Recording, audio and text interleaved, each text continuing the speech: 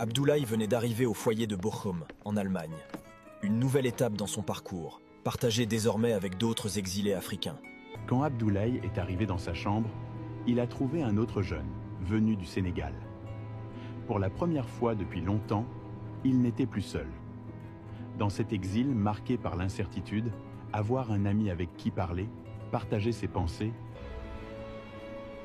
Abdoulaye était sorti marcher avec son ami sénégalais. Dans les rues de Bochum, il pensait à leur avenir. Mon frère, ça fait combien de temps que tu es en Allemagne, va? Abdoulaye, ça fait au moins 4 mois, car j'étais dans une autre ville. Ce jour-là, Abdoulaye avait rendez-vous à 14h30. Son cœur battait fort, car il venait demander l'asile. Bonjour madame. Aujourd'hui, j'avais rendez-vous à 14h30 pour ma demande d'asile. C'est pour ça que je suis là. Abdoulaye, tu es là aujourd'hui pour nous expliquer ton histoire. Pourquoi tu as quitté ton pays? Demandez l'asile, avec l'espoir de vivre enfin en sécurité. Madame, j'ai quitté mon pays parce que ma vie était en danger. C'est pour ça que je suis venu en Allemagne pour demander l'asile. Abdoulaye, aujourd'hui nous voulons que tu détailles ton histoire. En Allemagne, pour ta demande d'asile, tu dois être clair et précis. Abdoulaye est né en Guinée. Mais face au manque d'opportunités et à l'instabilité, il a décidé de partir. Quitter sa terre natale fut un déchirement. Il a promis à sa mère et à ses frères Pont réussir là-bas, pour les aider ici. Son chemin jusqu'en Europe fut plein de dangers. Routes brûlantes, nuits froides et la peur constante. Été 2014. Abdoulaye pose enfin le pied en Allemagne. Soulagué d'être arrivé, mais anxieux face à l'inconnu. Tout était différent.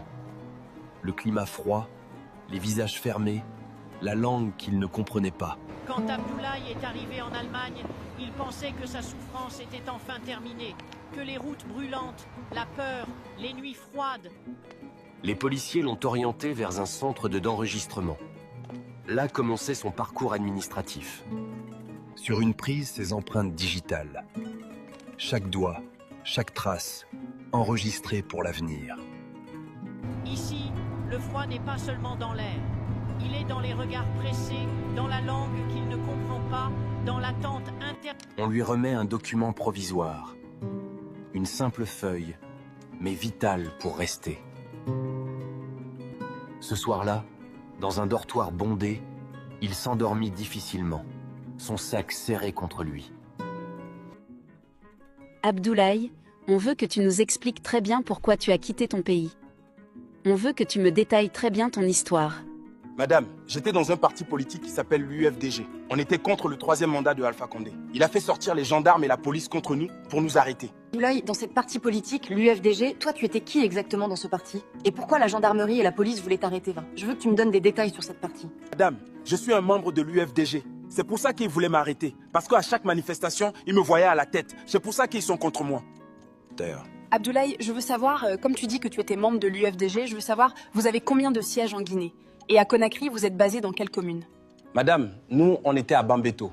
Notre parti, l'UFDG, on a plus de 12 sièges en Guinée. Le président de notre parti, c'est Tselou. Abdoulaye, je veux savoir les dates où on voulait t'arrêter, les événements qui se sont passés et auxquels tu étais présent. Si vous avez des photos ou les vidéos de ça, je veux que vous me les montriez. Madame, j'avais des photos et des vidéos dans mon téléphone, mais quand les gendarmes m'ont arrêté, ils m'ont pris mon téléphone. Et c'est là-bas que je me suis échappé, grâce à mes amis. Abdoulaye, je t'ai demandé si tu as des documents pour me prouver que tu étais membre de l'UFDG. Tu n'as ni vidéo, ni photo, ni aucun document. Madame, le moment que j'ai pris la fuite, quand j'étais arrêté par les gendarmes, je ne pensais même pas qu'un jour j'allais venir en France pour faire une demande d'asile. C'est pour ça que je n'ai aucun document, madame. Abdoulaye, je veux savoir, est-ce que tu as de la famille en Guinée pas? Ils ne peuvent pas t'envoyer les documents que tu avais oubliés chez toi, fin?